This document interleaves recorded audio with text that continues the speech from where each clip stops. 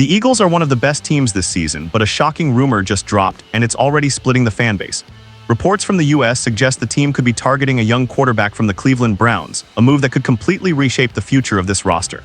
Does it make sense? Could it really happen? Stick around until the end and hit that like button, because today we're breaking down this possible blockbuster move that could shake up Philadelphia, Shedeur Sanders.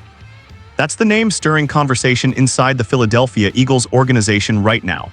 Multiple league sources confirm that Howie Roseman's front office is quietly monitoring the situation surrounding the Cleveland Browns rookie quarterback, evaluating whether a trade could make sense before the deadline.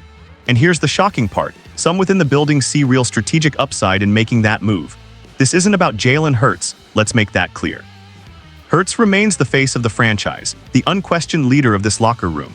What the Eagles are exploring is the developmental potential of a young, inexpensive quarterback who could become a valuable asset, either as a reliable backup or as trade capital down the line.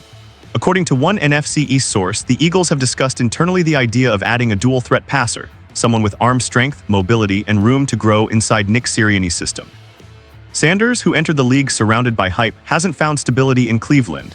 His relationship with the Browns coaching staff reportedly cooled after being relegated to third-string status even while Joe Flacco held the starting job. Around the league, there's growing buzz that Sanders' agent isn't happy with the situation and has quietly tested the market for potential landing spots. That's where the Eagles' name keeps surfacing. Scouts within the organization reportedly liked Sanders during the pre-draft process and even discussed selecting him late on day 3 if he'd still been available. The question now is what Philadelphia would be willing to pay for a developmental quarterback.